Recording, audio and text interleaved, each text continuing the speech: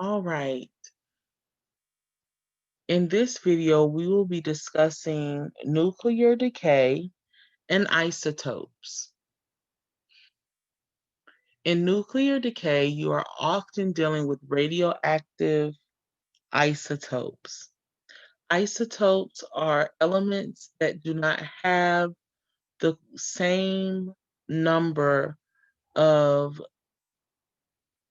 neutrons and protons that their common uh, version has that is typically published on the periodic table.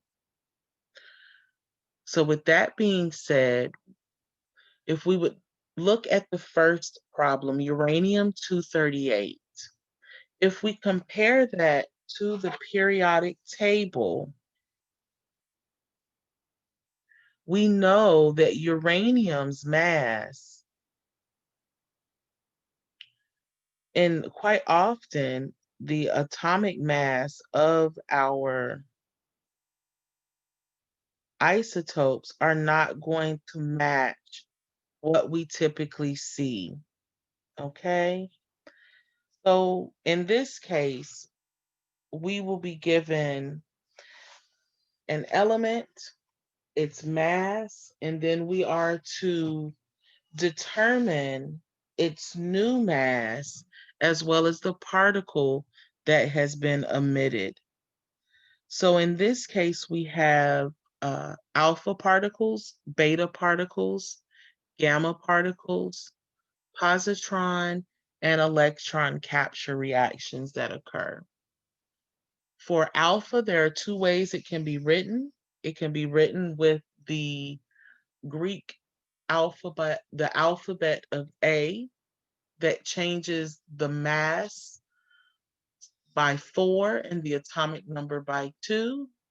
Or in some text, you will see it written as an emission of a helium atom. In beta, you will have no change to your mass, but your atomic number will go down by 1. In gamma, you have no change in either your atomic number or your mass, but you will add the symbol there for gamma to show that that is what has happened in your reaction. You have positron, which is written with no change in your mass, but an increase in your atomic number. And then you have your electron capture, which is written on the reactant side of your equation. And it will result in no change in your atomic mass, but you will go down by 1 for your atomic number. So take a moment and write down the red information at the top of your chart. And then we're going to take a look here at the following problems. So pause your screen, go ahead and take a moment to write those down, and then we're going to look at the 5 different problems. Awesome. All right, so let's take a look at the 5 problems we have. And if you recall, the first 4 are going to be creating a new compound or a new element, as well as the particle that is emitted. So here we have uranium 238, and the mass number is at the top, the atomic number is at the bottom. And if we recall, it stated that our atomic mass would decrease by 4, our atomic number by 2. So we are going to take that. And here you see we will go down by 4. So we have 234. We have where our atomic number has gone down by 2. So we have 90. And then we have the particle that was emitted. So the way that we are able to check if our answer is correct, much like in any other chemical equation or any other algebraic equation, what is on the right must equal what is on the left for that to be a true statement.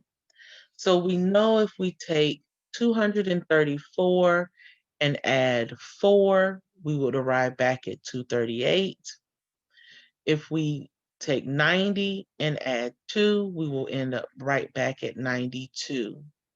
Now, many of you may ask, where did we get the TH? That comes from referring to the periodic table to determine what item or element resides at the space that has an atomic number of 90. And that would be that particular element.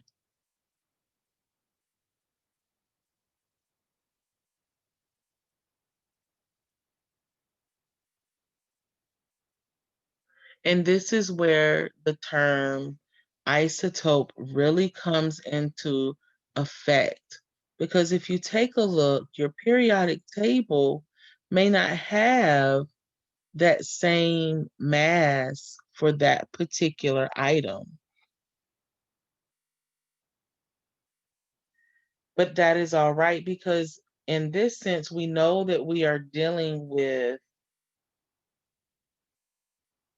an isotope because in actuality, on the periodic table, it states that thorium has an atomic mass of 232. But here, if we think back to our definition of isotope, it is going to be different because our ratio of protons and neutrons are going to be different. All right, so let's take a look at our beta particle, our gamma particle, and our positron reaction. All of these you see are items that have answers of 2 items on the product side of our equation.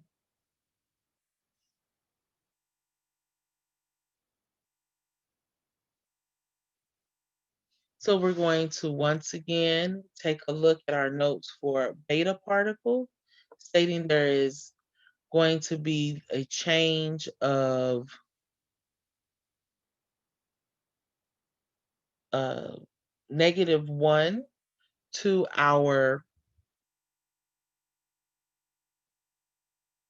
atomic number. So let's take a look here and get an explanation of that.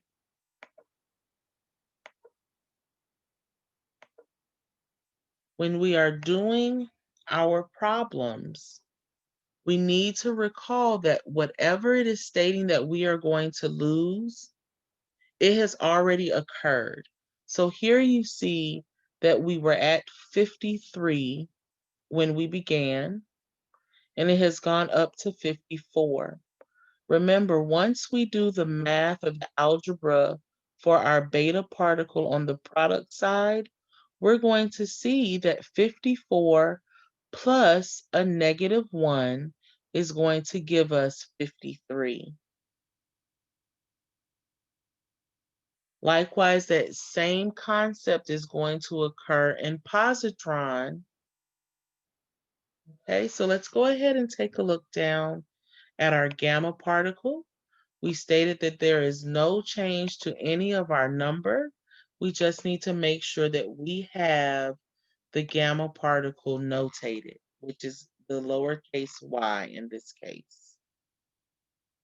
Let's take a look here at our positron reaction. So whatever we have here, we're going to have to add the 1 to get us to 6. So there'll be no change in our atomic mass, but we will need to make sure whatever our atomic number is, we would need to be able to add 1 to it in order to get back to our original atomic number from our problem. So to do so, we would have 5 plus 1 would give us 6, and that represents our carbon.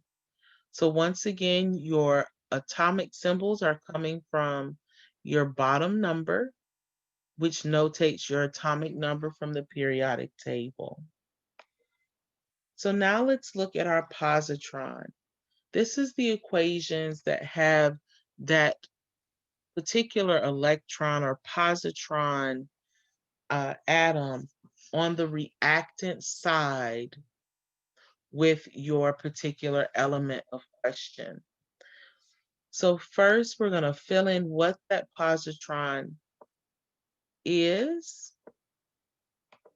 And here we see it's going to be no change to our mass, but it will be a decrease by 1 for our atomic number.